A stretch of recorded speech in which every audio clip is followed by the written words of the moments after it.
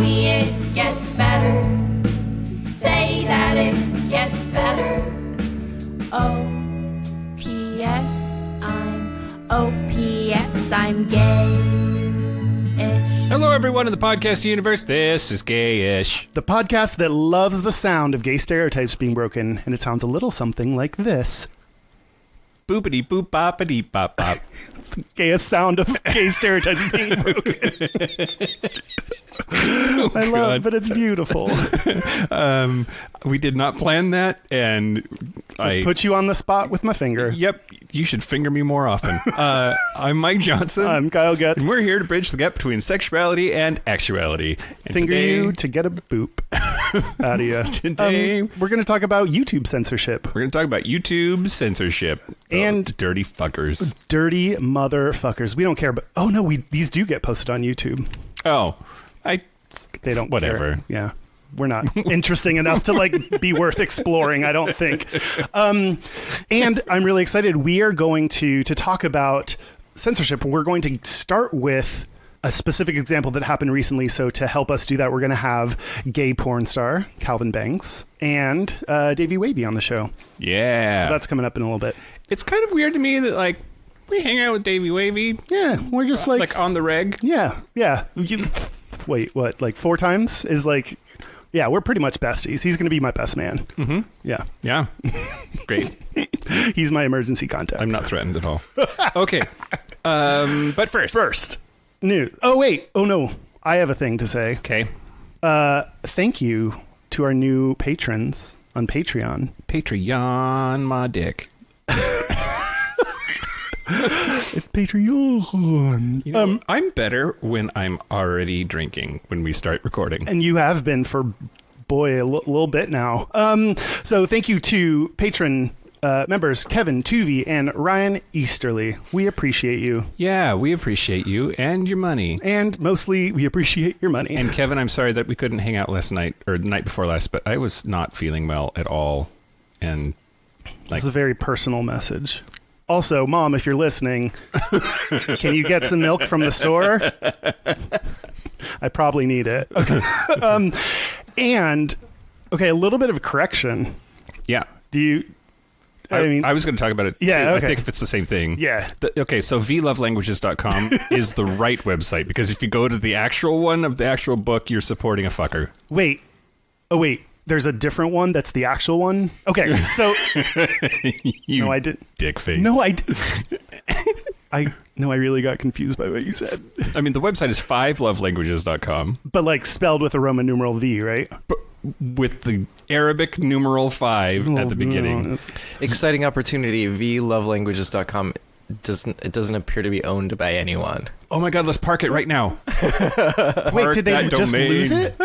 Did that used to be a site? Now they just lost their... I'm getting very confused. No, I can't. What's happening?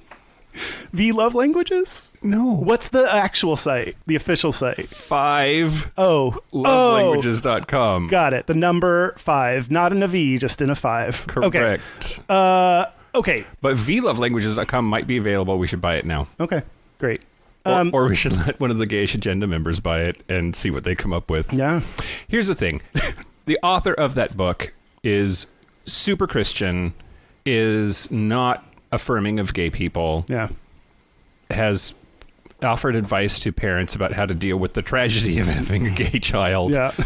And I'm torn about this. Like I said, our Facebook group, we had a big discussion about it in our Facebook group, facebook.com/group/Gayish podcast. Nice. And I'm torn because despite the fact that this person is clearly a fucker, mm-hmm. that doesn't necessarily mean that his ideas are also fucked. Yeah, terrible people sometimes say smart things. That's right. Yeah. Well, so but I think the important thing is, yes, we can learn from, even though it came from someone terrible, I think it's a helpful thing to think about, a way to think about your relationship, but let's not buy his book or go to his site or support him in any meaningful way. Yeah, exactly. So go to whichever site is not the real one, because I'm still a little bit confused about that. Don't go to the real one. Yeah. Yeah. Yeah.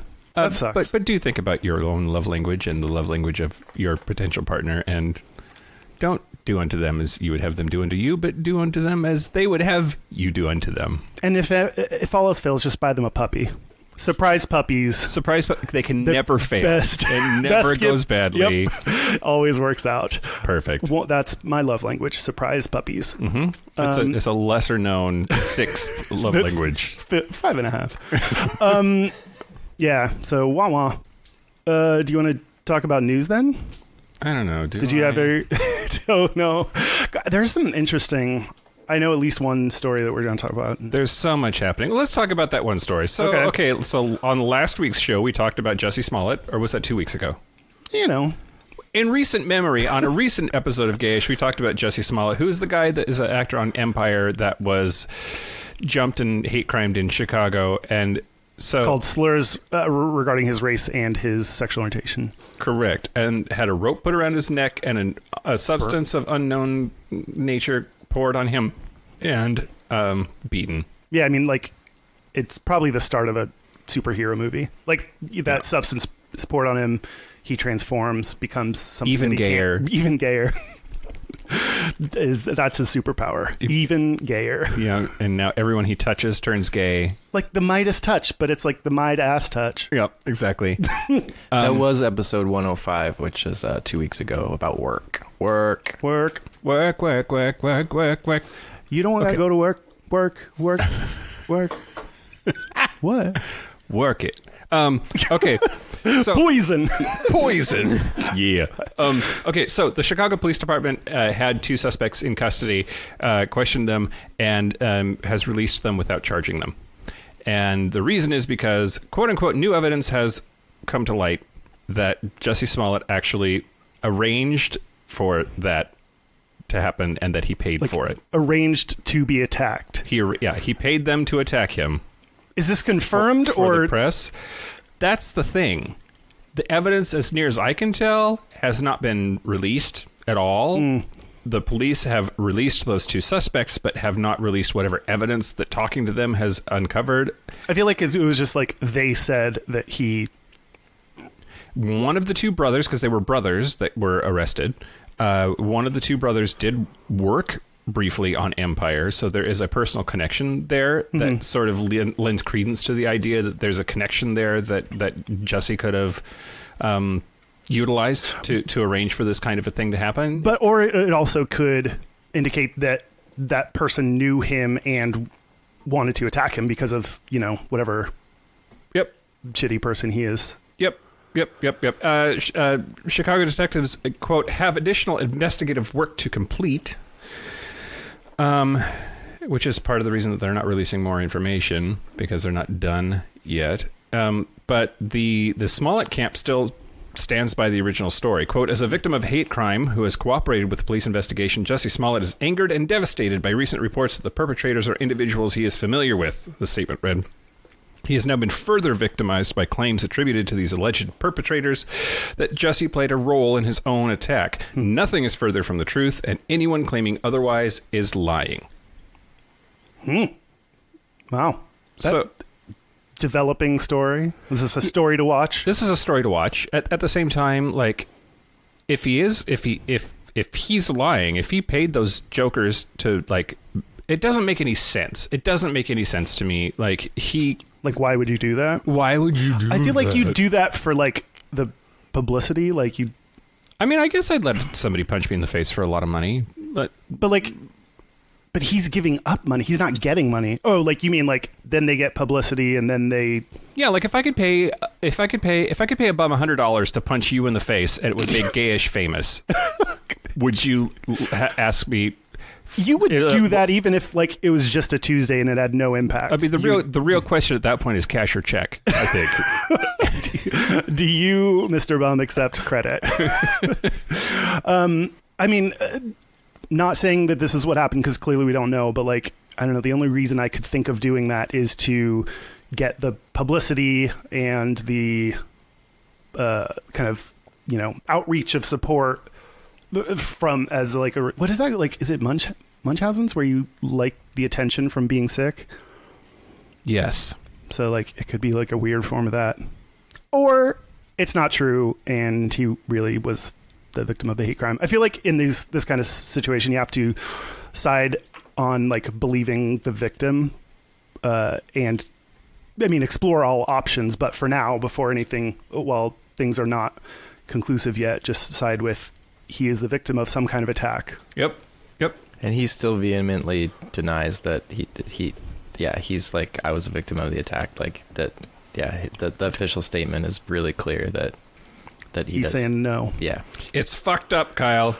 Shit's fucked up. Okay. Can we move on? Yeah. This is an old story. This happened 2 years ago, and a Canadian man tried to enter the United States. He was selected for secondary inspection at customs in Vancouver, coming into the United States, right? Did I already say that part? No. A Canadian man was coming into the United States. He stopped at the border in Vancouver. Okay. It's not Vancouver. I don't know why they said that, but customs. Ha! It was an airport. We live so close to Canada that I just assume if you're going in and out of Canada it's by train or you're driving. Yeah. Most people go by plane. Yeah. Funny that. Anyway, he was selected for secondary inspection at customs pre-clearance in Vancouver. During the screening, an officer took possessions, including his phone and computer, and demanded all of his passwords. He gave them to the customs officer. U.S. Border Patrol for the win. It included the passwords to his dating apps. So, he said, quote, I was scared, so I gave them the passwords, and I sat there for at least an hour or two. I missed my flight. The officer came back and just started grilling me. Is this your email? And it was an email attached to a Craigslist account for sex ads. He asked me, is this your account on Scruff? Is this you on BBRT? Which is Bareback RT, I guess. Anyway, he read a message on Scruff and was particularly interested in... The officer thought the message, I'm looking for loads, meant the traveler was looking for cash in exchange for sex. Oh, straight people. Yeah. Yeah.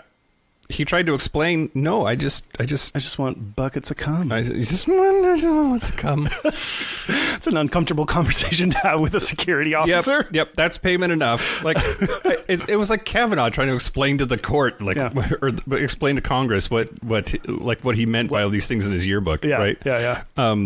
But anyway, he accepted an offer to not travel to the U.S.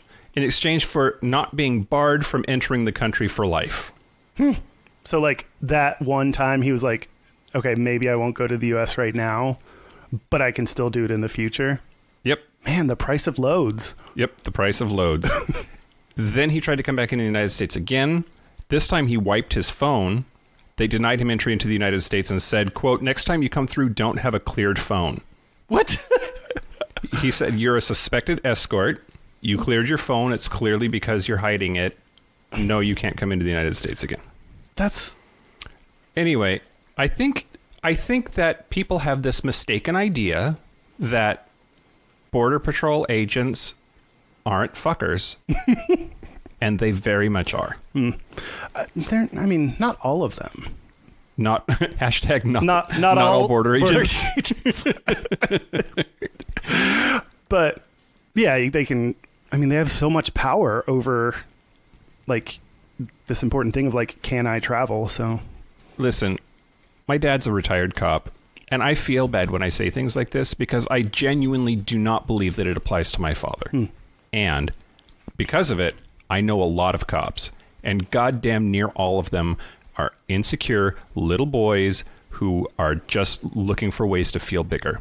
And it's really horrible. I think that so much of police brutality, the way that they treat suspects, the decisions that they make about who to pursue, and not so much of that is just driven by insecurity and bullying behavior. It's really, really sad. Wow. What? I mean, everything's awful. Everything is awful. Everything is fucked when you live in the States. Okay. Next? Yeah. Okay, great. This is the last one that I have, and then we can move on to whatever other shit we're going to talk about today. On Saturday Night Live this weekend, on Saturday, Don Cheadle was the host, and he, when introducing musical guest Gary Clark Jr., who the fuck is that? Anyway, some dude's son. They came back from commercial, and he wore a shirt that said "Protect Trans Kids." I saw this picture floating around. Yeah. He stuck to the script and did not reference the message, but he clearly stood with his arms behind his back so that it could be read. And I just think that it's really awesome that he would do that. It's using the time and position and power that he has to help promote a group that needs the support of everyone, even beyond people in that group. So that's awesome. Yep, absolutely. Especially because trans kids are kids. Yeah. And people are so fucking shitty about trans shit that they somehow think that trumps the fact that these are fucking children. Yeah. It's so crazy. I keep thinking of like this exchange where someone's like, oh, like your name is Kathy. And it's like, well, yeah, that's what my birth certificate says, but I go by Sarah. And someone being like, no, well, your birth certificate says Kathy. I refuse to call you Sarah. It's Kathy. Like, yeah. Like that's the same thing of like, use male pronouns, and it's like refusing to do it. It's like if someone says call me by this name, you call them by that name. Like you don't call me by my name, bitch. Me by my name, Sarah. Like it just like why do you get to decide what gender pronouns someone else uses? Because Jesus, Kyle. I know. It's always goddamn Jesus. Jesus cares so much about genitals. So much. That's yeah. So much. So much. This took a turn. Don Cheadle, thank you for wearing a t-shirt that said "Protect Trans Kids" on national television, even though it was for an artist I've never heard of before. Yeah. I appreciate you, and I appreciate your efforts. Yeah. And go trans youth. Go trans youth. Are we talking about YouTube censorship? Yeah, okay, let's do it. Don't read. It just is so upsetting. It's so upsetting. See, this is a real, it for sure is. So this is something I've kind of heard a little bit about, but didn't really understand until us doing this research now. So like, I've kind of heard the like general idea that YouTube is kind of discriminating or censoring LGBT creators. Yeah. I didn't really know like, why is that happening? What's going on? So I'm excited to kind of like both understand it for myself and then break it down for other people to, who are in my position too. Yeah. Yup. So I think to start off, we're going to talk to, I was almost going to say Calvin Klein. That's not his name. Calvin Banks. We're going to start off by talking to Calvin Banks and Davey Wavey about a recent story that happened to them last week. Okay. Yeah. Should we do that? Yeah, I'm a little disappointed that apparently, like, we're not going to see Calvin or his penis. We're just going to hear his voice, and that's fine. I mean, it's up to you to. I did. You I do. You imagine. I will. Okay. I have. Mm-hmm. Good for you. And you at home, go look him up, and that way you can imagine the beautiful man that's voicing his words through his mouth. Face hole. Yep. Do you want to take a break and come back with Calvin Banks? Okay, let's take a break. Yeah. Motherfucker. This is the part where Mike and Kyle take a break. So are we back? We are back. We're back. We are here with Calvin Banks and Davey Wavey. So welcome, Calvin. Thanks for being on. Of course, anytime. And Davey, hi again. Hey. Hey, girl. Well, we're really excited to talk to both of you. Davey, you posted a video to your YouTube where Calvin talks about his father abusing him growing up.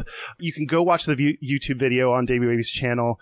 We're going to start, though, talking to you, Calvin, a little bit more about what we saw in that video. So I think it's really amazing that you are willing to talk about that on a YouTube video and on this podcast. So thank you so much for doing that.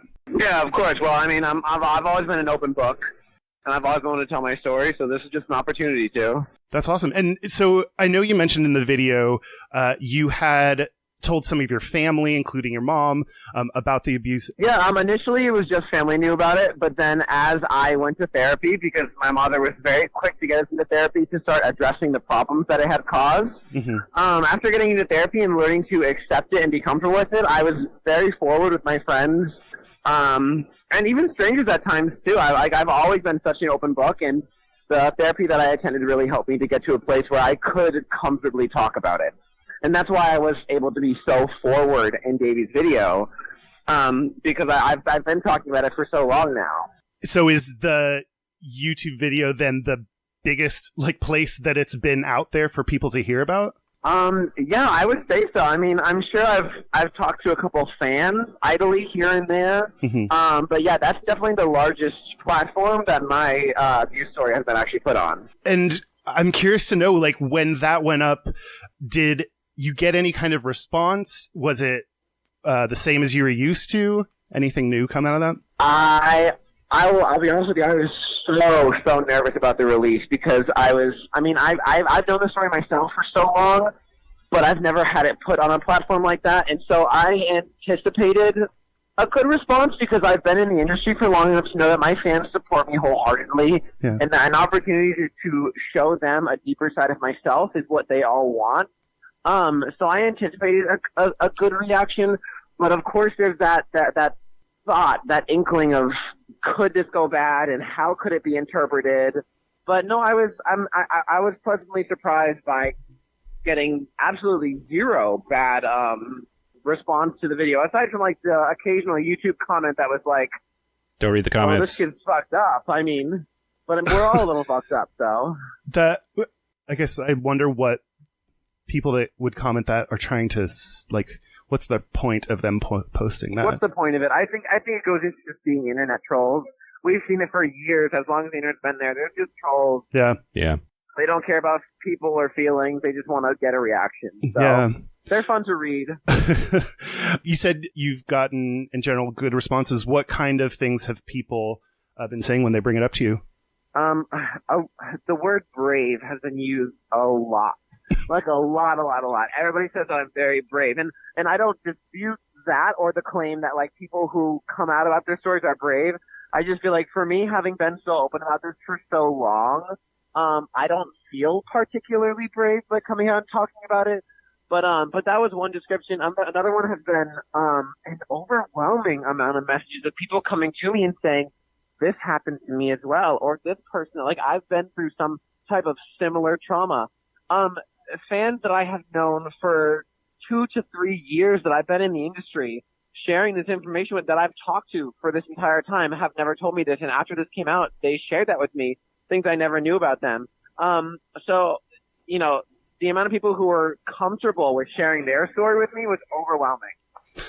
There are a lot of conservative asshole fuckfaces out there in the world that would say that it's that abuse that made you gay or that made you want to go into porn. Have you encountered anybody hitting you with that message at all?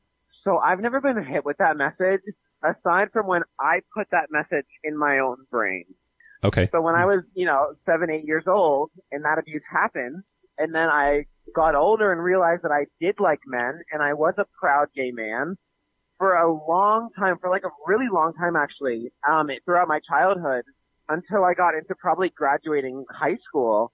I thought wholeheartedly that my dad's abuse as a child is what turned me gay. Oh, wow. And because after my father's abuse became, started a string of kind of weird random sexual events with me and random friends or whomever it may be. And for the longest time I really wondered, was it the abuse that made me gay? And had my dad not engaged me in that way at such a young age, would I have been able to actually start and maintain a relationship with a woman? Yeah. And so I went up against that a lot, and it wasn't until much more recently that I really accepted the fact that we are born this gay. I have a t-shirt that I got when I was 11 years old, and I still have it, this skimpy little thing, and it says, born this gay. And it really is true. It took me a while to realize that and accept it, but yeah. So that thought process has gone through my head, but it was never put there by anybody else. Okay. Well, I mean, it's a good thing that you're in therapy. It's a good thing that everybody's in therapy if they're in therapy. Like Mike that. and I are in therapy every other day, it feels like. But and it was interesting in the video, you even talked about like, what was it, trying on like pink panties, and then like after that you said, I was born this gay, or I was born gay. Bitch, at 5 years old, I should have known better, because at 5 years old, I was putting on a pink thong. It was my new thing. I loved it. Do you still own any pink thongs that you like to wear? Okay, so they're not pink, but I do have a metallic gold one. Ooh. And the newest edition has been a Versace one. So now we're stepping up in the game a little bit. Oh, I like it. Yeah. You did mention, even though you do say that you were born gay now, you did talk about how your father's abuse made you more sexual at a younger age. Yeah. So I'm curious to hear, at least on the side of the, like, becoming a porn star, do you think that abuse influenced you to become a porn star? I feel like normally I'd say yes, but I think a lot of the factors pushing me to become a porn star originally were just the financial aspect of it. I'd been a really hardworking CNA. I was working 70, 80 hours a week, and then I lost my license and I wasn't able to drive anymore. So it was really more opportunistic than anything else. The abuse definitely did make me a much more sexual child. Like I lost my virginity at 13. And before then were just like, occasional spurts of random sexual activity, simply because I knew what it was and I knew what the action was. Yeah. And then from 13 on, I mean, I progressively became more and more of a self-proclaimed hoe. Yeah. And then came porn. I wouldn't say that my dad's abuse influenced me getting into porn. I think it definitely put me a step ahead of everybody else, because I was already sexual at such a young age that getting into porn, I didn't have to learn how to suck dick. I didn't have to learn how to eat ass. I didn't have to learn how to treat my bottom right. Like, I knew what I was doing already. Yeah. So in a way, I could thank him, because he kind of helped me. That's a really interesting thing to be able to say about your dad. Is that a joke, or do you actually think it helped in a certain way? I mean, like, if it doesn't help, it probably hinders. So I'd rather think it helps. I mean, I just think that by being such a sexual being at such a young age, I learned very quickly what other people like. And that's what I pride myself in, especially when it comes to the porn I film. I pride myself in, the content I film being authentic. The sex I have on camera is still very much so real sex. When I got into the industry, I thought there was a stigma about, porn on camera is all fake sex. No, not for me. Like, I have very real, very amazing sex. I just filmed a scene today. That took 5 hours, but we still had a great time. So, man, I you're a think it trooper. Like 20 minutes max in my book. I wish. On a good day, it's 3 hours. On my worst day, it's 6 or 7 hours. Okay, when you say your worst day, like what are the things that happen that make a bad, like, porn day? Oh, it's everything. Sometimes you wake up and you're just having a bad day. Like, I thought I was gonna have a bad day this morning because of water pressure in the shower. I was showering, it was so bad, and it kept shutting off. And I was thinking, damn, my scene's gonna be awful today. But it actually turned out to be really well. No, a big thing of it is your scene partner and the environment that you're in. Now, the fact that I've been working with Cocky Boys for so long means I'm so comfortable with the filming environment. We have a single videographer, RJ Sebastian. He's one of the owners of the company, and he does all the shooting. It's just him, the scene partner, and myself. So it's just the three of us. It's very personal and very comfortable. And as for the other aspect, it's really about the chemistry. If you have good chemistry with your scene partner, then the scene it's just gonna flow. You don't have to. It doesn't have to be artificial or fake. It just flows, and it's beautiful. It's also really good when a bottom can take a dick. So I just won favorite cock at the 2019 Gayish Awards, which is really exciting because it was fan voted, so the fans are the ones that gave it to me. Congratulations. And wow. But to get recognized, you gotta have like at least an above average dick, which I can proudly say I have an above average dick, which is great until your bottom can't take your above average dick. Yeah. And then if you're filming with them and you got to go through 3 hours of them not being able to take your, above average dick, it just makes for a lot more work than it should be. So a big part of it's just your scene partner, the environment, how you're feeling that day. There's so many aspects that go into it. Interesting. I also like how you talked, like just the way you are even able to be not only be open but like make jokes about the abuses. I mean, you mentioned in the video, a line I wrote down, you tell some of your friends whose dads left them, your dad didn't love you enough, my dad loved me too much. Which, it's true. What about humor? There are people that are not able to either joke about things like abuse or don't find those things funny. So I'm curious just how is it that you use humor? Why do you think that is a way that you're able to kind of express yourself in spite of what you've been through? I mean, I feel like me, like anybody else, I wouldn't say it's a defense mechanism, but it's a coping mechanism. I mean, I've been through it. I've suffered through it. I've gone to therapy to cope with it, to deal with it and accept it. And I'm at a point now where it doesn't affect my life outwardly, like in any negative or positive way, really. It's just kind of numb to me. So I can laugh about it because it's not triggering to joke about. I can see a clip of abuse on TV or something, and I don't have a panic attack, or it's just not triggering to me. I'm very comfortable with where I'm at. Has that always been the case, or is that a place you've had to get through over time? I think because the abuse started at such a young age, and I think because my mom got us into, particularly me, into therapy at such a young age and got ahead of the damage that could have been caused. I think for a while now I've been able to laugh about it. And I think that also contributed to why I was able to consciously know that Davey was filming a documentary, and for me to choose that, okay, this is what my documentary is going to be about. This is going to be the opportunity for me to actually tell my story instead of just talking about it. So I think I've just been comfortable with it for a long time that I'm okay with it. So talking about the video now, the documentary, when YouTube basically shut down the video when they turned it off. Oh my God! So quick after they put it out. What were your feelings or reactions to that? Well, I think my first feelings were in the same way as Davey, where it's understandable that the title and the tags could spark a conversation about it, or maybe, pique some interest.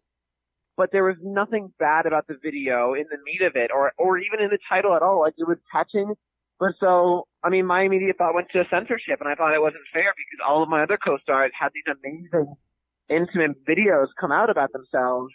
So why is mine getting shut down simply because it catches the eye? So I was kind of upset because, I mean, Max Adonis' video was at 4 million views. I'm trying to get to 5. Let's go. Do you think it is about the abuse that you talked about that's the reason they took it down? I mean, my first thought was that it was the title. I mean, my dad was my first blowjob. Boom, porn. Yeah. But but not really though, and that's why they need to look. They can't just randomly suspend the video. They need to look into it. They need to actually browse the contents of it. To me, it would have caught my eye, but it didn't strike me as something that if I were, even just like a heterosexual male scrolling through YouTube, as something that I would need to report. Yeah. So, I was upset by it, but I also know that Davey's been in the YouTube community for, God knows how long, and that ideally he has the pull to get it put back up, because I knew that the video didn't contain anything that violated guidelines. Yeah. There's so much content out on the internet. There's just so much. And a lot of bigger companies, they do so much automatically because it would be impossible for them to have actual staff that would go and look into it. And it's really unfortunate because it tends to skew towards excluding queer people. And it's really unfortunate to hear that your story, which is super important and something that people should hear, got targeted that way, right? Yeah, and I can understand the automatic thing for smaller subscribers, but Davey is a literal iconic YouTuber. He's been, I watched Davey Wavey growing up back when I was I'm only 21 now. I'm about to turn 22, but I was watching Davey back when I was 11 or 12 years old. Yeah. So it's insane to me that somebody with so much recognition and just so much behind them could still be, flagged like that and Yeah, taken down like yeah. that. It's like he's not just some random new subscriber who got on YouTube trying to post some random porny video. Like, he's an actual icon. He's done so much. So I think that was more frustrating than anything as well, knowing that like they censored him, someone who has pioneered things for the gay culture and the LGBTQ community. Yeah, absolutely. And then, yeah, he did definitely, like, sounds like we'll talk to Davey more in just a second, but went to bat on getting the video posted and making sure your story was out there. So, which, yeah, I think all of us are really happy that that is up there for people to see. Yeah. So you mentioned that a lot of people had reached out to you and said they went through similar abuse. Is there any either advice or something that you would want to say to other people who have experienced what you've experienced? I almost hesitate when it comes to giving advice simply because every situation is always different. Like, my situation was so unique compared to someone else's abuse situation. Like, I would love to say, I mean, like, I wouldn't say get caught in bed with your cousin like I did, and that's how the abuse came out. But I definitely had a support system there that I knew I could go to. And it's obvious that so many gay people don't, or even, you know, hetero people who have suffered abuse, they don't necessarily have that support system. That's a tough one. I would just say find the people you trust and the people you love and confide in them and then work together as a group. Like, the only reason I made it as far as I did, and the only reason I'm as comfortable with myself as I am today, is because I had a support system. I had people there who loved me and praised me and cared for me every single day and always were there. Oh, I'm not going to get emotional because I don't do that, remember? But, Yeah, right. it's really, it's about your support system. Find a family. If you're gay, build your family. If you're straight, well, come on, you're straight. Is it that hard? But, no, really, find a support system. That's what did it for me. Find a friend group, a family group, everybody. That's great. That's the best I could do. Yeah. No, that's great. So, Calvin, before we let you go, I wanted to let you know on the podcast, we always ask ourselves and any guests that we have what the gayest thing about them is this week and what the straightest thing about them is this week. I'm putting you on the spot, but do you have an answer for those? Okay, I'm gonna start with the straightest thing. The straightest thing I did this week was eat Chipotle. Yeah. I felt like a gay top, but it felt much more hetero than anything else. The gayest thing I did this week was just, oh God. Well, I didn't drink this week, so we know I didn't do anything crazy gay this week. Because the more I drink, the gayer I get. Don't we all? Oh God! I mean, I just filmed a scene today, and it's a gay scene for gay porn on Cocky Boys. Everybody should subscribe. That was pretty gay. That's pretty gay. That was a whole, you know, what's it called? Cream pie and like, you know, deep throat nonsense. Wow. It was explicit. It was not this podcast. It was explicit. It was actual explicit. Where can people see? You mentioned Cocky Boys, but where else can people? Social media, find that kind of thing. Well, social media always. Twitter, Calvin Banks XXX, and Instagram, Mr. Calvin Banks. Awesome. Follow me, I might follow back. Hey, hey. Oh. Ooh. Like my photos are like your photos. Hey. Calvin Banks, thank you so much for talking to us. We really, really appreciate your insights, and I'm beginning to appreciate your work. Subscribe, pay for your porn. Everybody, pay for your porn, please. Keep those floating. But it's really awesome to talk to you too, because you seem like such an awesome dude. Like, you know. And I've seen your dick, so I think you're the first guest whose dick I've seen. There we go. I'm winning. We're winning. No, thank you guys. I really love and appreciate what you guys are doing. Thank you so much. When Davey reached out and said, this is a podcast, I want to elaborate on this, I think it's a great idea, and I love what you guys are doing. So I love that I now have a new podcast on my long-ass drive. Oh, yeah. Yeah. I had no idea, and I'm so excited. Yeah. Thanks, and we're sorry. We love all things gay. Let's go. Yeah. All right. Thanks so much. Thank you guys so much. Have a good day. You too. You too. Bye. We talked to Calvin a little bit about some of the details about like the video and YouTube taking it down and putting it back up. So now we want to explore that a little bit more with you, Davey. But before we do that, so I'm really sad I didn't get to ask him the question because I forgot, because I got like flustered. So I'll ask you instead, what does Alex Meekum smell like? You know, I have a very professional relationship with all the people that we film with. So Blah, blah, blah, blah, blah. yeah, he smells like everything that you can imagine and more. Ooh. Yeah. So before this video, have you had any of your content taken down or anything like this for your channel? So yeah, this has been like an ongoing battle that I've been having with YouTube, and this is the latest iteration. I've never had something specifically like this happen, which was that they locked the video. They kind of have this whole arsenal of tools that they use to censor different sex content. So often my videos get age restricted. I have had a few pulled down, but then generally I can appeal it and it gets reinstated. So it's this whole dance that I do. And I get it. Like my content, it never really crosses the line, except for the one time that I did accidentally upload a penis. But it does generally like tiptoe up to that line. I know where it is, and I don't cross it. But a lot of the enforcement, you guys mentioned this, is done by algorithms. Like it's not real people watching these videos, and they definitely err on the side of being overly cautious.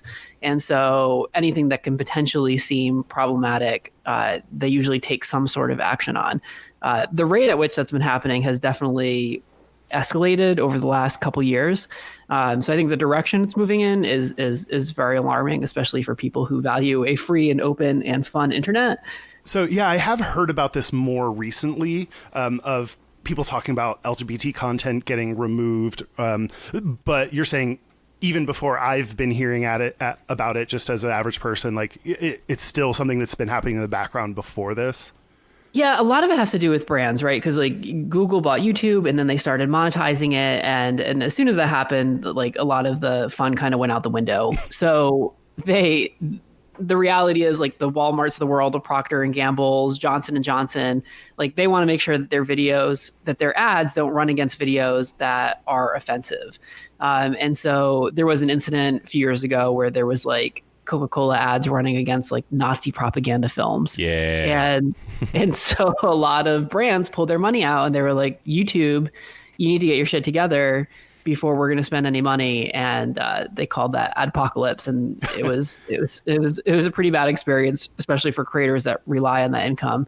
But it really prioritized YouTube trying to figure out a way to ensure that brands ads were displayed on brand-friendly content, but it really caused them to step up their game with how they review and censor the content on the platform.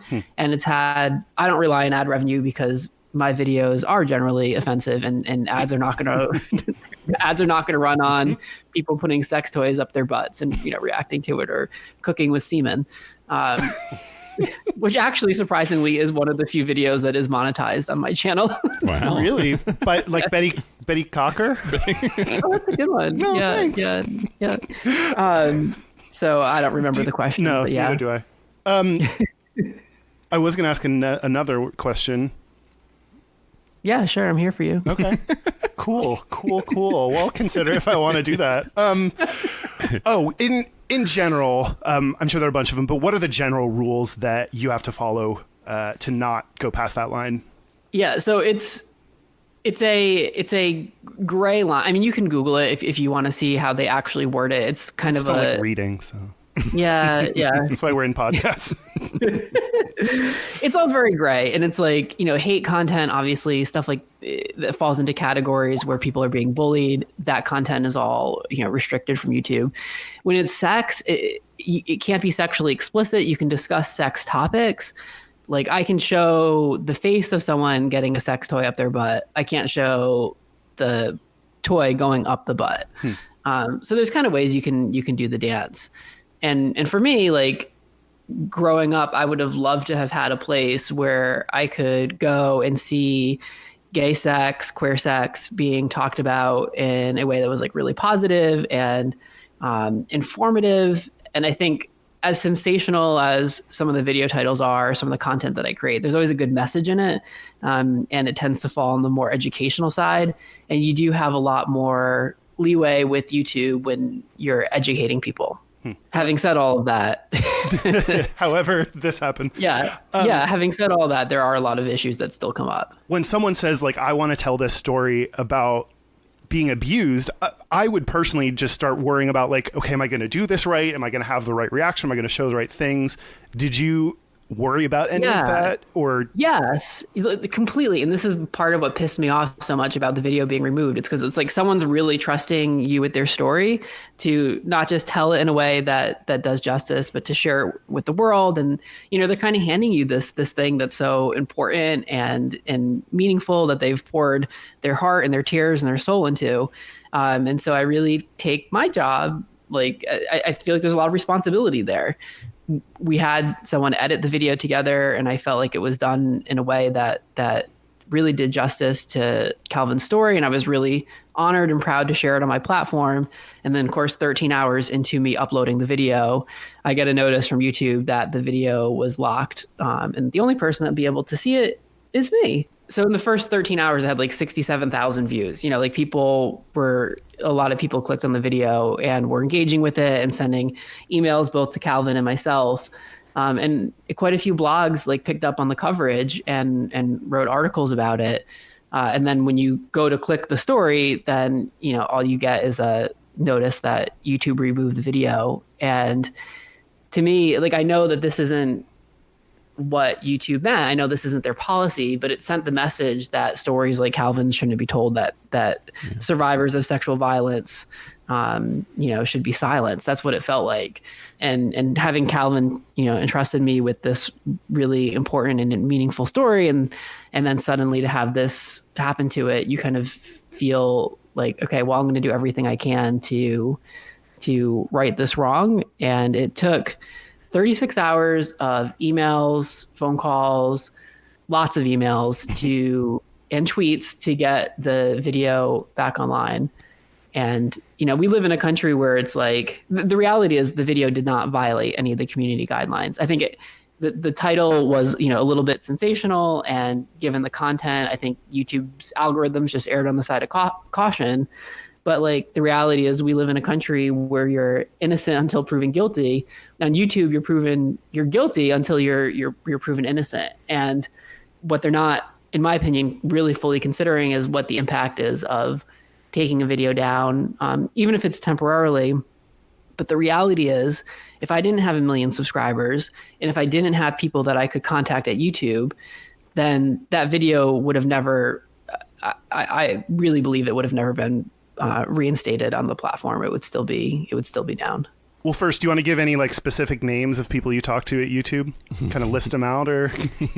Yeah, honestly, I mean, the response that I got from YouTube once the video was finally back online, I could take a breath, and then I wrote a very strongly worded email about like this experience and creators' voices being silenced, and the message that this sends to victims of sexual abuse. And I have a manager at YouTube, a handler. Yeah. And she wrote back, I thought it was one sentence. It was actually two. I took another look at it, and it was basically like, thanks for your feedback on this sensitive matter. I'll see if I can find someone in a department for whom your story has value. Whoa. It was like, just so you know, like, we don't care about you. That's what I was going to say. That seems like maybe someone around here cares, but I'll have to look.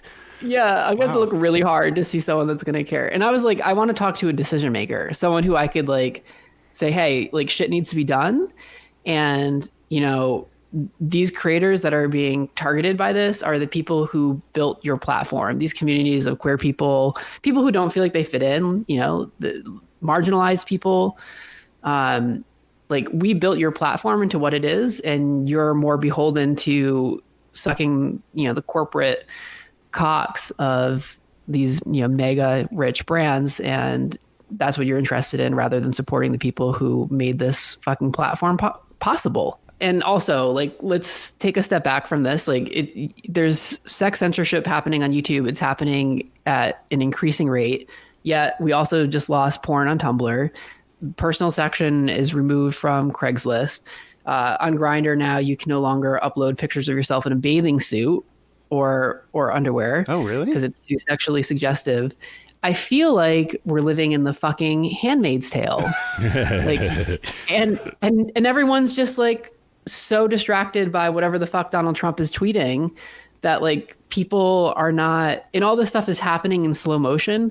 Yeah. That if it was all happening in one day, we would all be like, oh fuck, what's going on? But we're almost like numb to it.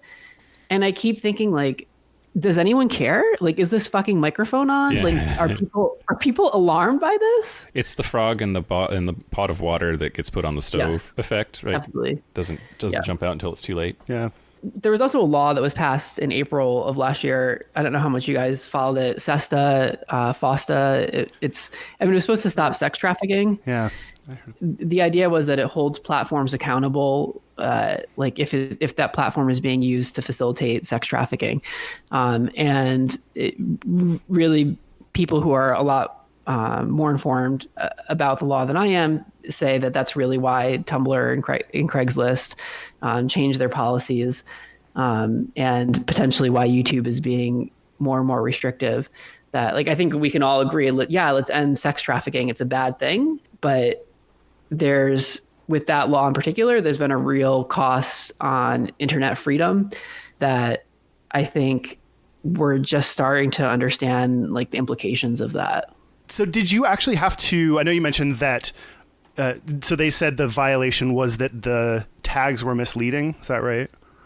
Yeah, I mean, that's like, so they always have to come up with some sort of excuse for why they took action. And the tags, which I shared in my video, it was like Calvin Banks, Davey Wavey, Him Roast TV, gay sex, gay porn, gay. Like, this was a gay porn shoot where we were filming gay sex and talking about gay sex with Calvin Banks and Davey Wavey. Like, the tags were all very legitimate. Yeah. And even if you do a tag like gay porn, it doesn't necessarily identify that video as gay porn, but that the topic it's talking about is gay porn. So yeah, I mean, that's the response that they give. I think we all know that that's not the reason why that video was removed. So did you end up having to remove those tags, or did you get to keep the tags when it went back up? I actually did remove the tags, and I changed it to like gay sexuality. And I mean, I took out the gay porn tags, just because I didn't want to give like any more ammunition to YouTube. In hindsight, I wish I had kept them up so that I could really advocate for the importance of having those tags, but I just didn't want to give them any more reasons to say this video can't be on your platform. Did they give you, when you were emailing them or talking to them, did they give you any other reasons? Did they stick to the tag story, or did they talk at all about what? Yeah, no, it's the tags. They kind of, that's what the automated system spit out, and that's what they stuck to. And I mean, they also know that they're communicating with me through email. Like anything that they say, I'm then going to repeat on a podcast. Yeah, yeah, totally. So, so I think they're very careful. And I was chatting with a journalist about it, and he was like, I would love to speak to your manager at YouTube before I shred them a new asshole in my article. and my manager said, oh, we'll have any questions sent to press@google.com. Whoa. That's like an email that they check a lot. Great. That's helpful. Yeah, good luck getting a response from press@google.com. Yeah. So are you worried at all that coming out so strongly against YouTube and saying things like they're sucking from the cocks of rich corporations, are you worried at all about any backlash to that? Yeah, is there going to be retaliation?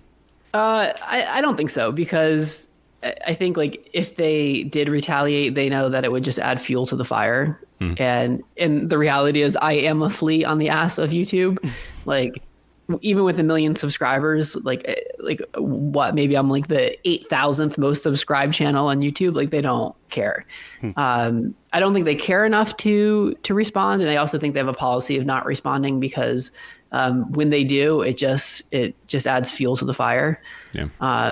So I don't think they're going to take any action. But also, like, YouTube is not how I make my money. It's through Him Roast TV.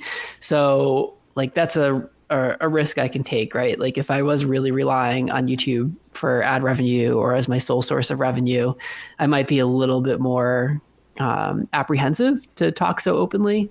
But in the position that I'm in, I'm kind of just like, look, this is how it is. And I poured my heart and soul into YouTube for 12 years. And I'm really frustrated by the direction the company has moved in. Like, do you remember when it was fun? Like, do you remember when the internet was fun? Yeah. Do you? Like, it was like on AOL Instant Messenger, and I could chat with people, and Yeah. you know, I got email, and that was exciting. Now it's annoying. you felt like you were part of like a community, right? You could find like people like yourself online, and it was like, oh, this is this incredible place where I feel hope. Yeah. When have you ever felt hope in the last like 2 years on the internet?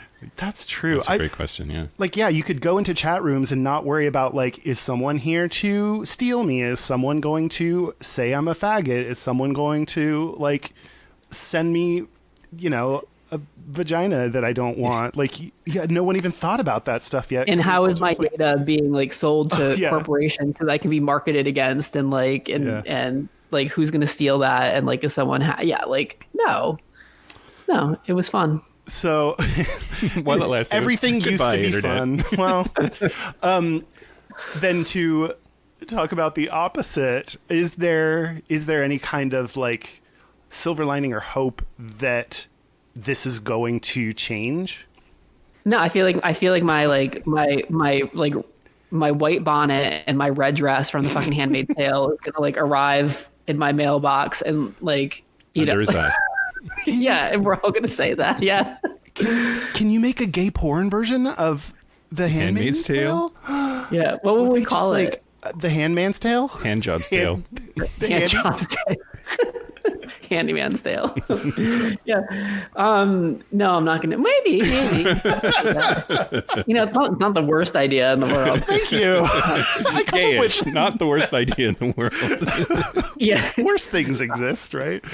You know, like I'm in this space right now where I'm just so angry, and I'm trying to move into a direction of like, okay, let's channel that anger into productive action. So like, if there are other people out there who do give a shit as I do, presumably there's at least a few, like, what can we do to try to like affect some sort of positive change or influence things? And I'm just like starting to move into that space now, and I don't have those answers. I don't know if there's legislation. I don't know if there's like, I don't have a 7-step plan. I make videos about gay sex, you know?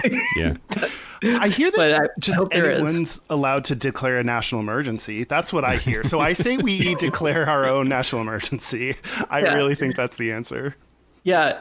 What is it going to, that's, the internet used to be fun. That's our national emergency. Yeah, that's good. Porn for everyone. Mandatory porn. We'll fix Yeah. this. That would be my first executive order, is that porn needs to go back on Tumblr. Yes. I realized the other day that I hadn't opened Tumblr in like weeks. I have no idea what's happening on And why there. would you? Yeah, there's no dicks on it. Exactly. I never go anywhere there's no dicks. What are you working on now? What are you working on these days? Like, what can you look forward to? Yeah, I mean, so I keep, like, as frustrated as I am, and in some ways exhausted, this work for me, whether it's creating YouTube content that's sex positive or filming gay sex and sharing on Himrose TV, like, that is what gives me life. That is what gives me purpose. So I am trudging onward and upward, and we're filming a shoot next month in Joshua Tree about being a better lover, and then we're doing another tantric retreat for porn stars in Sweden this summer. So we'll do 4 more documentaries. It's about the 4 cornerstones of eroticism. So yeah, so there's a lot of good stuff, and yeah, I'm just gonna keep fighting the good fight, even if I'm doing it while wearing a white bonnet. And 4 cornerstones are dicks and butts and poppers and lube, right? yeah, exactly. Yeah. Nailed it. You don't need to go to that retreat, Mike. You Nailed him. Yeah. You are wearing you've been wearing t-shirts when you talk to us. You're now wearing a sleeveless one, so you're giving us a little bit of I forget that you can see me.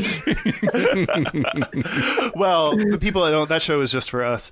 If people want to see more of you or Himrose, where can they go? Yeah, if they want to see more of me, you can just search Davey Wavey in Google. And if you want to see him roast, you just go to HIMEROS.tv, and there's free previews of all the videos and lots of good stuff on there for you guys to check out. Yeah, and your channel has both the video that we're talking about with Calvin Banks.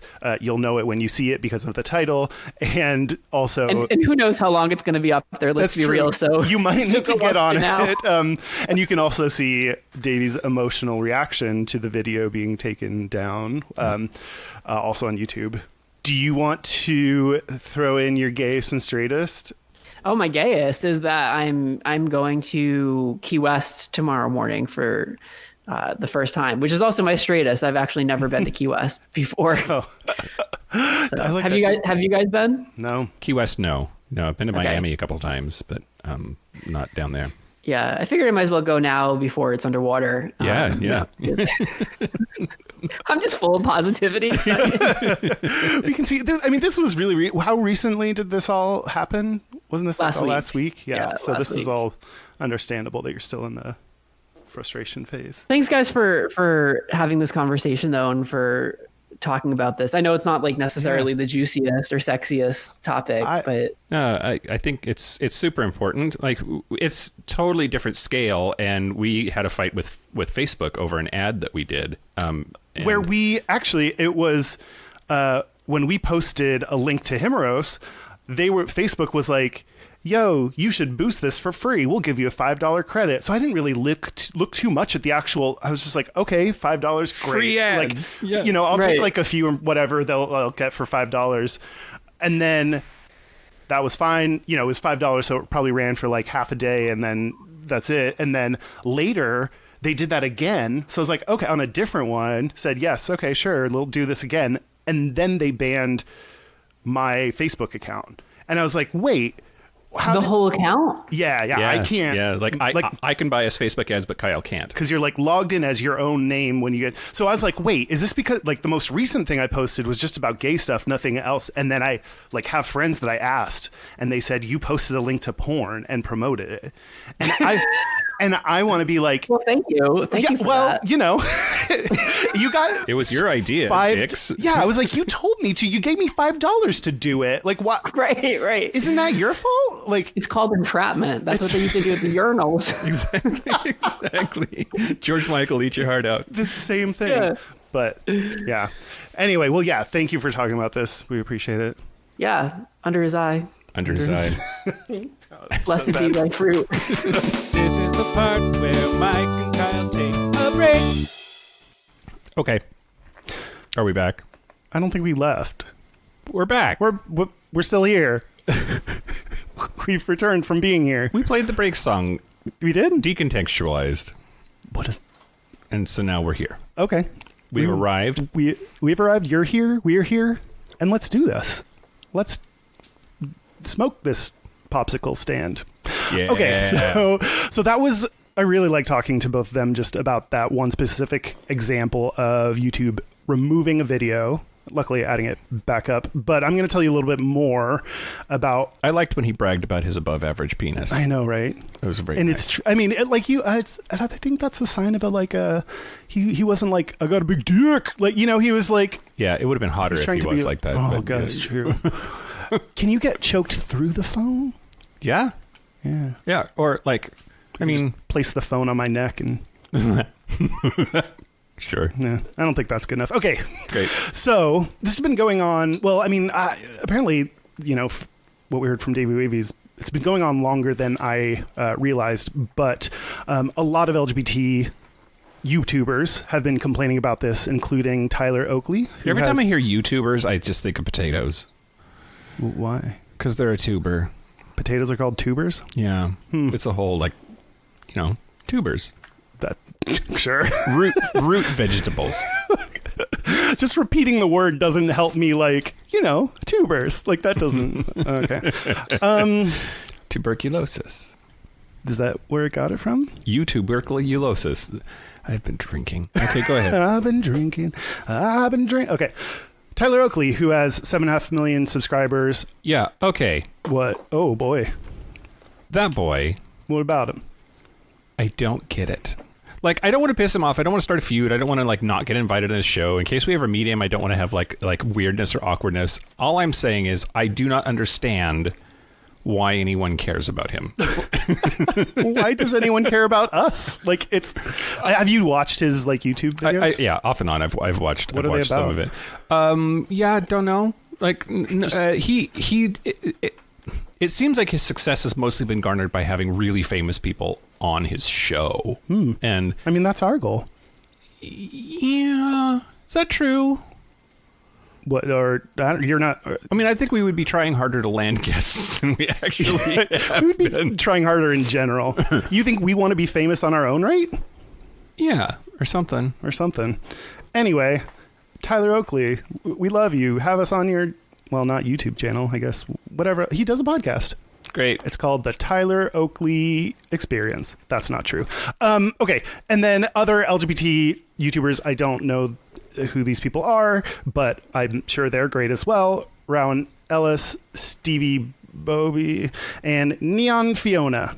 So they've all said that their YouTube videos have been hidden, demonetized, or age-gated. YouTube has said that it shouldn't be happening. I didn't realize this. YouTube has a restricted mode, which is a filter that like schools or libraries can use. Basically, it's kind of like a safe mode that limits some of the videos, kind of like a parental block. YouTube has said that LGBT content should not be caught under that restrictive mode, that it should be available to view. Mm-hmm. But way back in the infancy of the internet, it was like 1993, 1994, something like that. We got internet at the library at my high school.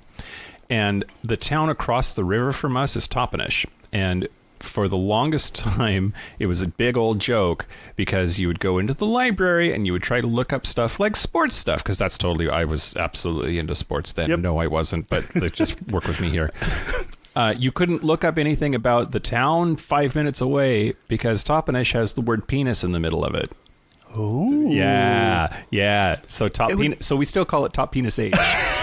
And it was just this like all of that. The moral of that story is filters are dumb and can't actually tell you anything about the context. yeah, right. yeah, and like the companies that like YouTube that get caught in these things say like, oh, it's a technical issue or like a bug or whatever, but then they like that's something YouTube said in like 2017 they promised a fix for the issue that YouTubers were facing. We live in the future.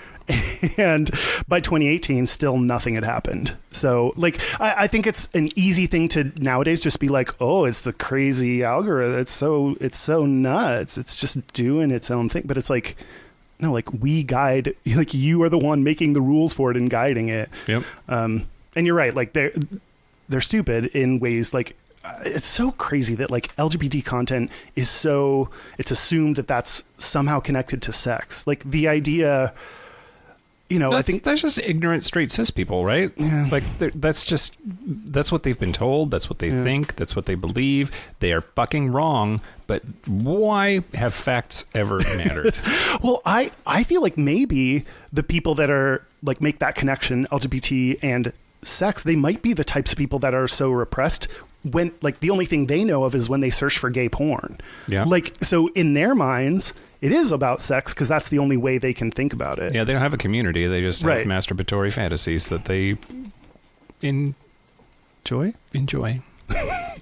I mean, I don't think they have any joy in their lives. That's why I was stumbling on the word enjoy because like their lives are awful.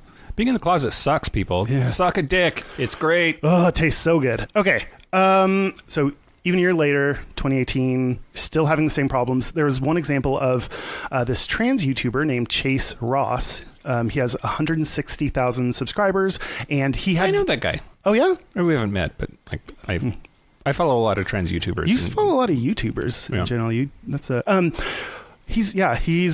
I just watched like part of a video, and he's super cute.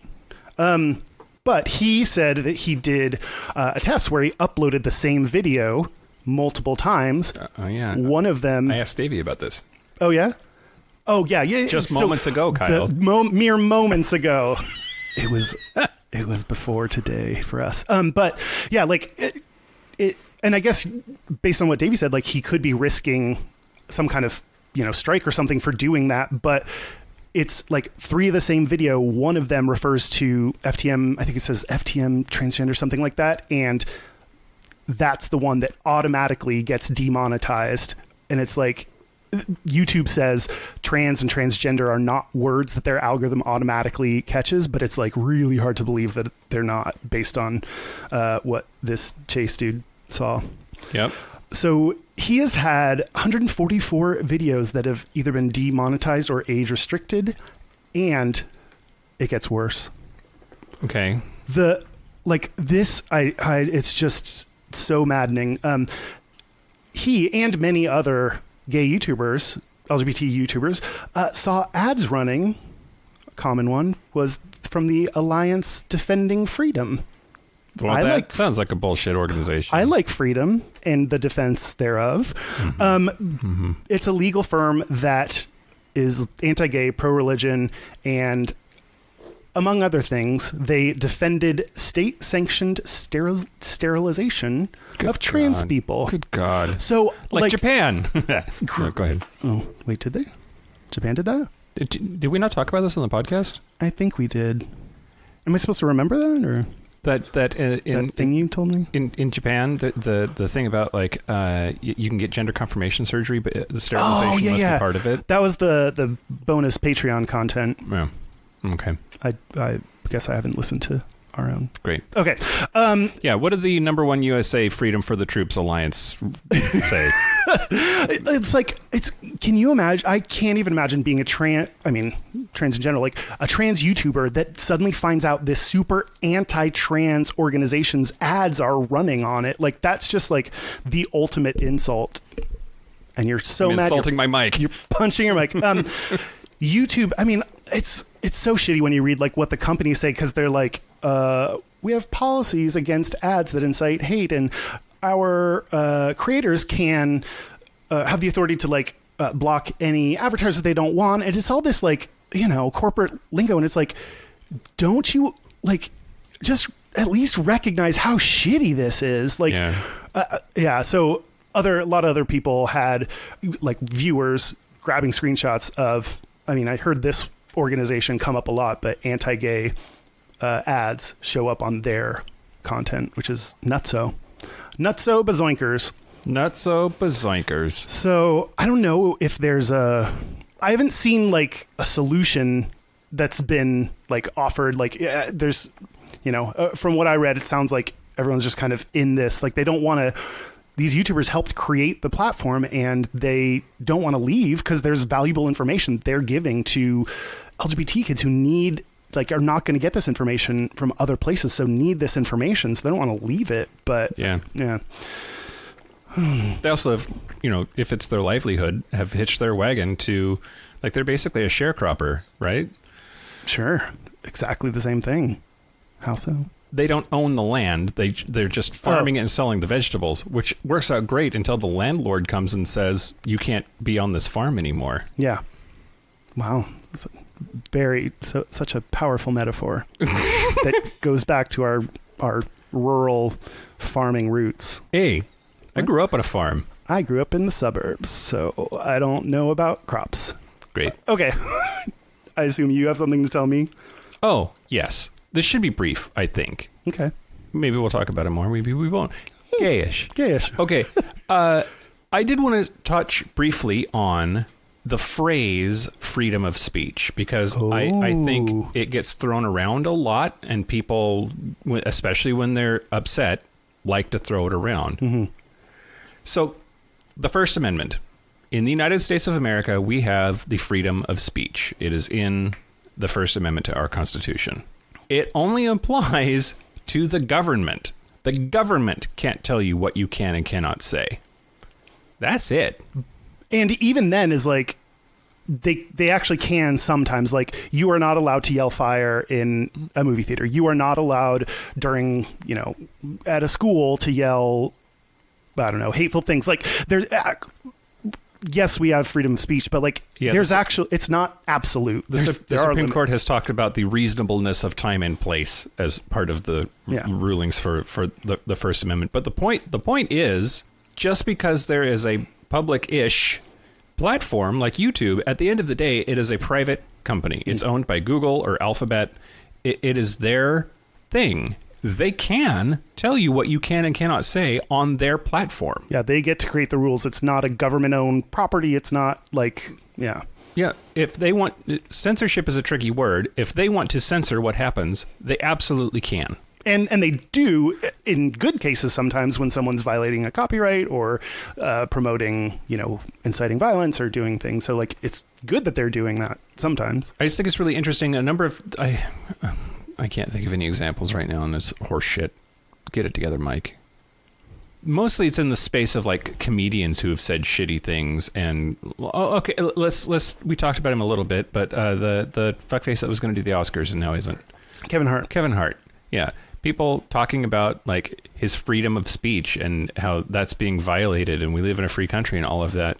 Yeah, that's absolutely true. No one's saying he can't be a fuckface. Yeah, no one's saying he is not allowed to say those words. He's being fined or put into prison. Yeah. But he doesn't have a right to host the Oscars. Right. Right. It's up to them organizing that, who they have and who they hire, and contractual obligations aside, whether they allow it to continue or not. And I just think it's really, like, people need to be really clear in this world where we're depending more and more and more on private companies that are getting bigger and bigger and bigger and more powerful. We don't have protections from them. Yeah.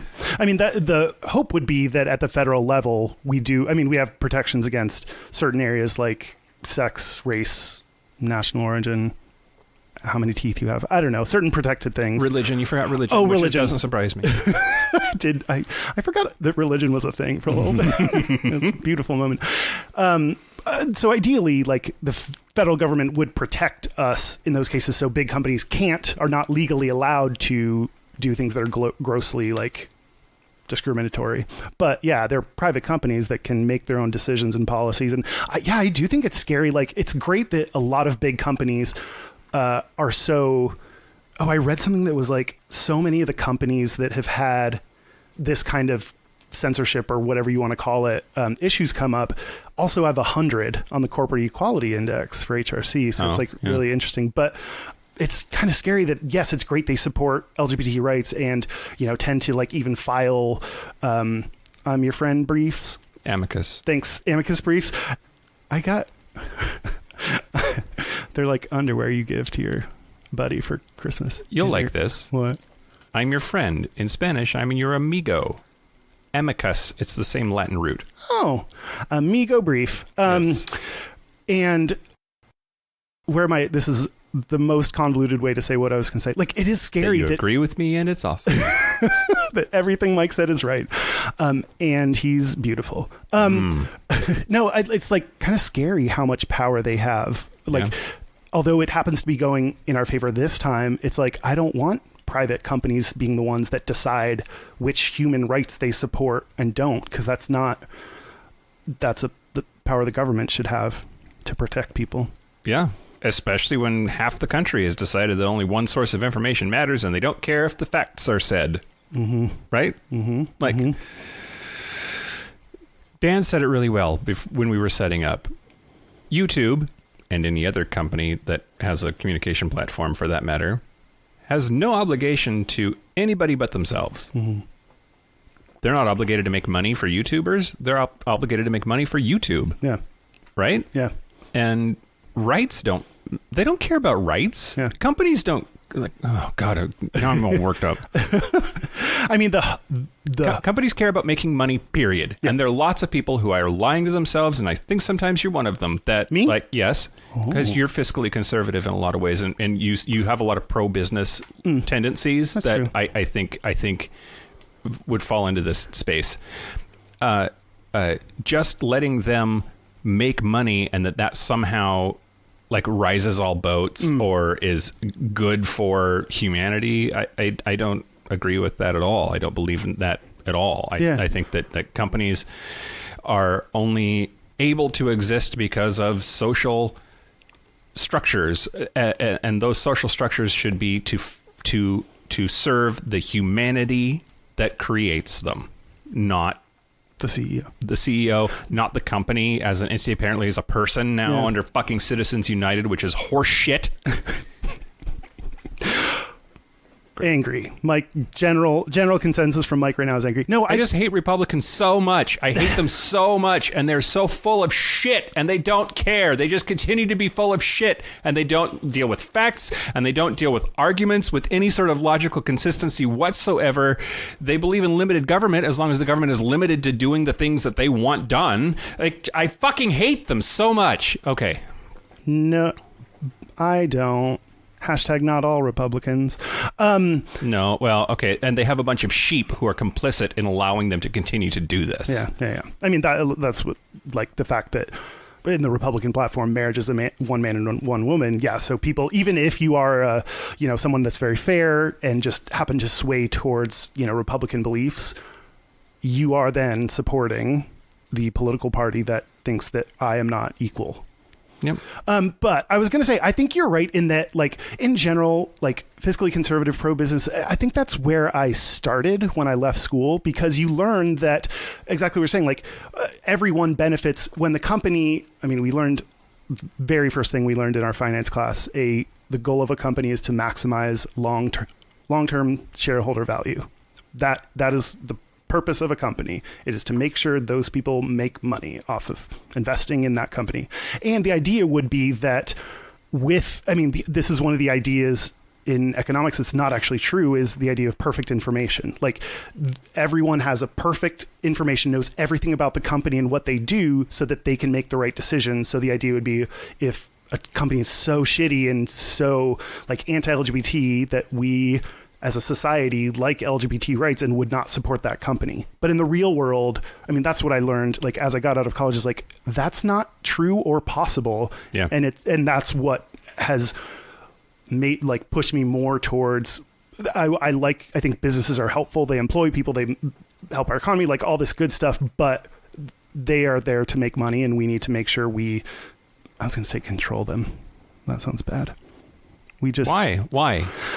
Sounds bad. I mean, is like controls fine, them. Like, I don't want, like, not like I don't, that, like, regulates conjures them. Sure, yeah, regulate. I like that better. Okay, Yeah. great. What are we talking about? Why? What? I got real mad. Did some yelling? We started with the First Amendment. Oh, first. Okay. The point is, at least, the First Amendment does not protect you against, like, the repercussions of saying whatever crazy thing you say or whatever thing that you do. It doesn't protect you against companies that have a platform that you want to participate on from shutting you down. You have no right to be on their servers saying whatever crazy things you want if it's against their policies or their beliefs or their feelings. And you also aren't owed.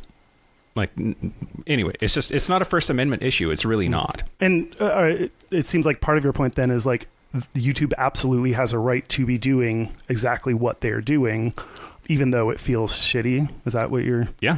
See, you're so good at saying things that I want to say. I mean, but, like, if you could change something that would improve it, like, would you, like, have something? Would you want something to be different? YouTube can and is doing what they're doing right now, and it's perfectly acceptable because you're saying, like, a company does not owe anything to you. Is there a different way or structure, something that you would advocate for? It's a great question. I will not answer it. Is that just a question for all of us to ponder? I mean, like I said, I think there should be federal protections around if a company has a blatantly anti-LGBT policy. That shouldn't be legal. Okay. Pew, pew, pew. Fixed it. Pew, pew, pew. Done. Great. No, I mean, I think that there's a very tricky thing economically speaking here, because people will only flock to things, especially on the internet, if they are free. The only way that things can remain free is for there to be a revenue stream. That revenue stream most easily is advertising. Those companies are advertising on those platforms because they want consumers to buy their products. That means not pissing off their consumers and 40% of the country still thinks that our president is doing a great job, and so they're clearly idiots. You can't piss them off by having their kid accidentally see something that they don't want them to see. Yeah. So faced between looking out for the rights of people that consumers think are icky and looking out for the companies that are paying them, of course YouTube is going to choose the second one. Yeah. Of course YouTube is going to take money from people and be like they're... And like block content that advertisers might get up in arms about. Yeah. So some sort of subscription service would maybe fix it so that advertisements and the whims of the consumer market wouldn't affect the platform, but then things wouldn't be as big or as successful, right? Yeah. You wouldn't have millions and millions of followers because millions and millions of people wouldn't pay for a $5 a month version of YouTube. Yeah. Check out our Patreon at patreon.com/gayish podcast. Now, on a micro level, I think it does work, Yeah, right? yeah. Like, I think that's sort of the point. We're struggling as a species to figure out how to operate at a macro level with each other when so many of our social institutions are built on things that only work on a micro level, right? Like what? Wow. It sounded so smart. And I support you. Great. It's probably true because you use the word macro and micro. So Yeah. Like Congress, right? There's 435 people in the House of Representatives. There were many, many fewer than that in our past, in parts of our history. But the number of representatives has been sealed at 435 for a really long time now. Despite that, our population continues to grow. So the number of people that are being represented by their representative keeps going up. And arguably, the higher that number goes, the less in touch that representative is. And representative democracy is supposed to be that everyone is represented, right? And anyway. Puerto Rico. Whoops. Right. Except if you're Puerto Rico. Well, and no wonder we're not fucking fixing Puerto Rico. They don't matter. They don't have a vote. From Yeah. a certain perspective. Yeah. Like not acting has like zero consequences to anybody in politics. Yeah. So why bother? I guess we've decided Flint is also like a territory that we don't really care about. Yeah, no, that's a national emergency. We might have gotten off track. Sorry. YouTube. Back to porn. Corporation. I don't think we were talking about porn. Oh, okay. Corporations, you're mean. And let Puerto Rico have a vote. I think that's the summary of this episode, right? Yeah. The core of my message. How about this? Yeah. These kinds of problems will never go away until we have an economy that has a human morality and ethical wrapper around it. And we don't have that now. The dollar is the only thing that matters. Until that changes, this is going to be the same problem it's been for centuries. So Socialism. it worked in Venezuela. It's working in Norway. Oh, I read something about that. Yep. Thanks, Norway. Thanks, Norway. 23andMe says that's where like a lot of my DNA comes from is Norway, and they're getting so good now they can tell you like what parts of Norway. So yeah. What part of Norway? Out like way outside of Oslo, like on the west side, and which is kind of interesting because like I want to go to there now just to see how stupid my ancestors were for living in a fucking frozen tundra ass zone. I mean, we live in Seattle where it's dark for 18 hours a day. Yeah, I get it. Whatever. Sorry, we're off track. Sorry, everybody. Sorry. Sorry for this episode. We apologize on behalf of us in this episode. No, it's like a very interesting topic that like clearly we can get into like they're really big issues at play that I didn't think we were even going to talk about. Yeah. You want to keep talking? No, let's stop. Let's definitely stop. All right. So you want to take a break? Yeah, let's take a break. Let's take a break. And cry about companies. This is the part where Mike and Kyle take a break. You just go right into it? I'm ready. Are you? So are we back? Go right into it? We're back. We're back. Yeah. Don't go right into anything of mine. We're going to do our gays and straightest. We're going to do our gayest and straightest, but first, our website is gayishpodcast.com. All of our social media is at Gayish Podcast. That's Twitter, Facebook, YouTube, Instagram, YouTube. and YouTube. Check us out on YouTube. You'll love us there. As far as I know, we're not running ads there, so we're not getting demonized or demonetized. And our Facebook group is a lot of fun. A lot of talking and friends and smiles. Facebook.com/group/Gayish Podcast. Our hotline, you can send us text messages or leave us voicemails, is 5855-GAYISH. That's 585-542-9474. Standard rates apply. And our email address is gayishpodcast@gmail.com. Yeah. And maybe rate and review us. Rate, review, and subscribe. If you haven't done the 3 R's, we haven't mentioned in a I forgot while. about the 3 R's until somebody brought it up on the Facebook group. Yeah. Thanks, Facebook people, for remembering things we say. Rate, review, and subscribe. It helps us. Real quick, I will be once again appearing at the Tasting Room in Pike Place Market of Seattle on Wednesday the 27th at 6 p.m. if you want to come and hear me play music while other people try to sing to it. Yeah, sing mostly there are a lot of show tunes going on, right? We were all over it was less show tuney last time. Oh. In fact, one person sang Ave Maria. An actual singer that could sing? Yeah. Wow. And lots of pop songs. Was there any Britney? No, but Dan did a version of Mandy that was Daddy, and he got fisted. I got in trouble. Mandy Moore? I got in super trouble For doing what? for saying fisting a lot during singing Mandy by Barry Manilow. Apparently it wasn't family friendly or whatever. I got censored. I didn't I didn't know that song was about fisting. It is when I sing it. Okay. And we're no, we could, when we have a date, we should drop that later. Andrew Gurza, that's fine. Oh, yeah. We'll be talking to him at some point. I mean, we did, but you'll hear it at some point. Great. That's the definition of a tease. Okay. Gays and straightest. Let's do our gayest and straightest. My gayest thing. Okay. When you ordered food for me, Yeah. I got veggies and an English muffin. Okay, That seems those are fruit. Okay. No vegetables were on there. Fine. Technically, you're right. I don't know why I said veggies.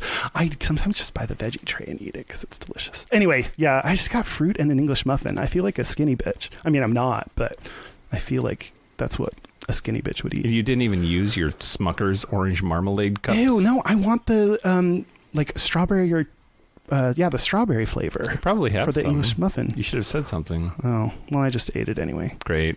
Also, I didn't use a fork. I just popped it in my mouth. Okay. Like you do. Like I do. The straightest thing is when I run out of underwear, or the last pair of underwear I always wear is Star Wars underwear. Ooh. I have a pair of Star Wars underwear because one time a company that was coming to present to us gave out gifts, and in one of those gift bags that I won was a bunch of Star Wars stuff, including Star Wars underwear. A little bit weird to get that at work, but I wear it. Yeah. I can't. I don't know why any of that happened, but...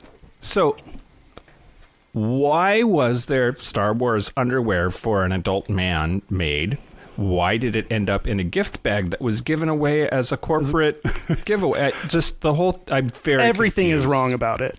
I mean, there are people that want, grown men that want Star Wars underwear. That shouldn't be a surprise. Some. Yeah. Like you? I would wear some. I know. Judges cast the first stone. Don't cast a stone if you're in a glass house. Okay. New idea. We're going to make the Gayish Bible, and where you're going to translate. Try to recount Bible things? Exactly. You're going to get real drunk, and I'm going to type. It's like drunk history, but with the Bible. Exactly. Oh, I love it. Okay, great. And Mary said unto everyone, no, I didn't fuck. And everyone was like, that's chill, Mary. We believe you. Okay. Do you want to? But why your belly so big? But look at that belly. Someone got up in that coochie. And Jesus said, it's cool. From inside her belly? Is he? Oh, I guess he. But then there's another one that's like God. Anyway, Mike, what's your? Oh, you're talking about the Trinity. The Father, the Son, and the Holy Spirit. Yeah. Okay. Great. Go. You do things. Okay. The straightest thing about me this week was just a little bit ago. Dan was like, "Are the Oscars tonight?" And I was like, Oh yeah. I don't know. Are they tonight? I don't fucking care. Hosted by no one? No, it's But interesting. just the fact that I had no idea when the Yeah. Oscars were. I didn't even really know that they were this week, I guess. Or next week, whatever. Whenever they are. They're the 27th, if you care. No, 24th. I lied. If you watch on the 27th, you won't see the Oscars. But yeah. And then the gayest thing about me this week, more nervousness. A continuation of last time. My teledildonic vibrator dildo. Your exploration. Yeah, I neglected to mention that it's teledildonic. That I bought it after our episode on sex toys when you were talking about teledildonics and we had Mom call in. So you like have a remote control that you. There's an app and I can give a code out so that other people can control my dildo over the internet. And I gave it to one of our listeners. What? And so, like, I got remote vibrated. How was that? Last week.